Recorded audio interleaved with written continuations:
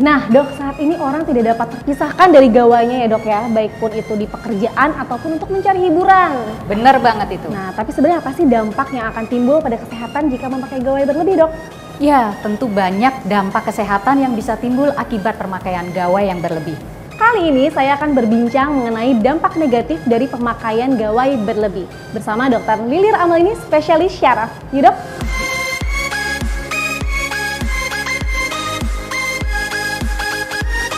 Sebenarnya seberapa lama sih dok batasan untuk pemakaian gawai untuk orang dewasa? Karena kan kalau untuk anak-anak kan ada pembatasan screen time ya dok ya. Nah untuk orang dewasa bagaimana dok? Iya, jadi memang benar kalau di anak-anak ada pembatasan gawai sesuai usia. Paling 1-2 jam sesuai tingkat usianya ya dok ya. Nah kalau di orang dewasa itu belum ada panduan resmi atau pastinya berapa lama pemakaian gawai yang ideal. Namun para ahli pemirsa itu merekomendasikan waktu pemakaian gawai maksimal 2 jam di luar jam kerja. Dokter, di masa sekarang kita kan pasti sering melihat orang-orang asik dengan gawainya ya dok ya, bahkan sampai bisa lupa waktu nih. Sebenarnya dampak kesehatan apa sih dok yang dapat timbul karena pemakaian gawai berlebih dok? Jadi dampak yang bisa timbul dari pemakaian gawai berlebih itu banyak banget. Mulai dari sistem penglihatan, misalnya nih matanya pegel, merah, berbayang, terus lagi yang paling sering tuh nyeri di leher. Betul. Hingga ke kepala, hingga ke bahu.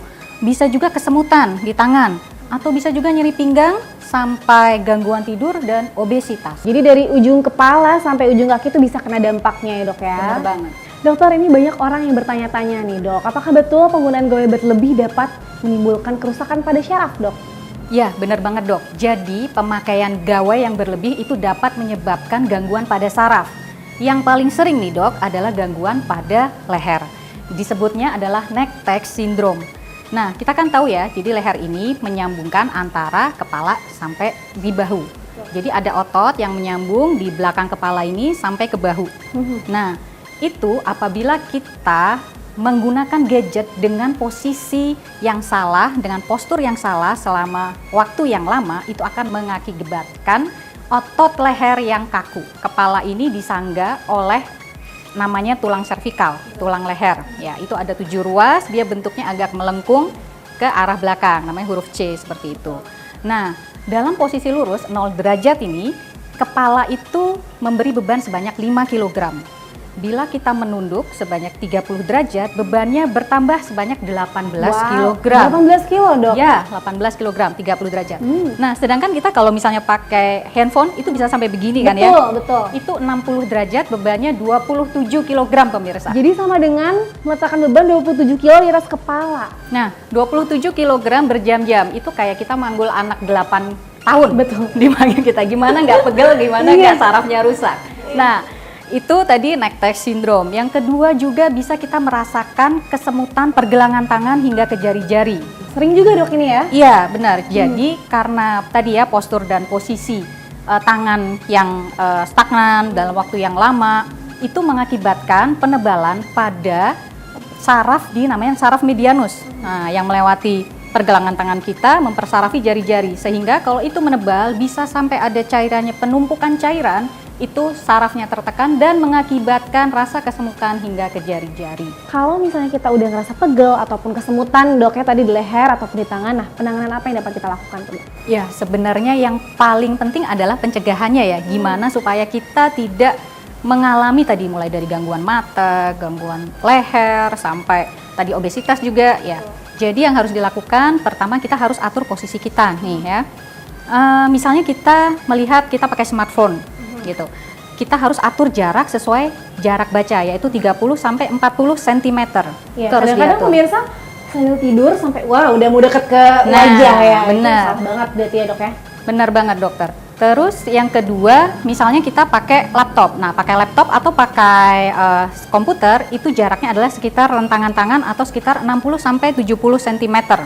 Sedangkan kalau kita misalnya menonton televisi, jaraknya adalah 5 kali lebar. Misalnya kita nonton TV 32 inch, itu adalah 32 dikalikan 5, berarti 160 atau sekitar 4 meter. Jadi nggak boleh terlalu dekat. Nah, selain itu tadi benar kata dokter Sabrina. Nah, nggak boleh terlalu nunduk kan tadi, kalau kita semakin nunduk, beban leher semakin berat. Jadi Yang optimal adalah mengangkat gawai setinggi mata kita atau paling nggak 10 sampai 15 derajat nih, se-eye level seperti ini ya. Kalau misalnya pakai laptop, itu laptopnya selain tadi se-eye level, di atasnya itu juga ditilt, dicondongkan ke arah luar, yaitu tadi sebanyak 10 sampai 15 derajat. Lalu selanjutnya adalah kita ada yang namanya 20-20-20 rule. 20-20-20, apa tuh dok? Ya, jadi setiap 20 menit kita menatap laptop, menatap screen, itu harus istirahat selama 20 detik dan melihat objek sejauh 20 feet atau 6 meter. Jadi harus istirahat tadi ya, 20-20-20 rule. Kadang-kadang pemirsa kalau misalkan udah fokus sama kerjaan nih, suka udah gak kepikiran untuk istirahat 20 detik ya dok ya, udah bablas gitu. Ternyata penting pemirsa untuk setiap kita menatap 20 menit, istirahat selama 20 detik ya dok ya. Benar. Dan melihat objek yang jaraknya 20 feet atau 6 meter. Lalu yang ketiga, apabila sudah 2 jam, nih 2 jam kita terus-terusan menatap screen, itu harus istirahat selama 15 menit. Kita bisa melakukan peregangan, mungkin ambil minum gitu. Pokoknya harus off screen dulu. Itu selama 15 menit untuk menjaga kesehatan mata juga. Selanjutnya adalah lighting nih. Lightingnya juga nggak boleh kontrasnya terlalu jauh bedanya. Jadi di kamar yang gelap sekali terus kita main HP, nah itu nggak boleh. Jadi untuk menghindari tadi yang namanya CTS, itu kita bisa memegang gawai dengan 2 tangan. Dengan 2 tangan, jadi tidak ada salah satu tangan yang lebih dominan gitu. Nah, terus memakai juga jangan ditekuk. Jadi kenapa kita sering jadi carpal tunnel syndrome itu karena kita gerakan sering menekuk seperti ini atau terlalu begini. Jadi diusahakan tangannya lurus. Misalkan tangannya lurus. Satu lagi, ukuran gawai juga berpengaruh. Jadi penggunaan gawai yang besar tentu akan memberi beban yang lebih pada pergelangan tangan kita.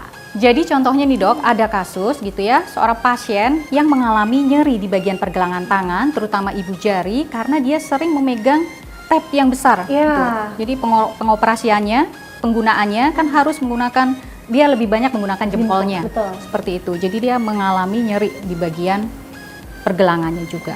Jadi perlu disesuaikan bagaimana cara kita memegang gawainya ya dok ya. Mungkin untuk yang besar ukuran tab bisa ditaruh memakai sanggaan ya dok ya. Betul.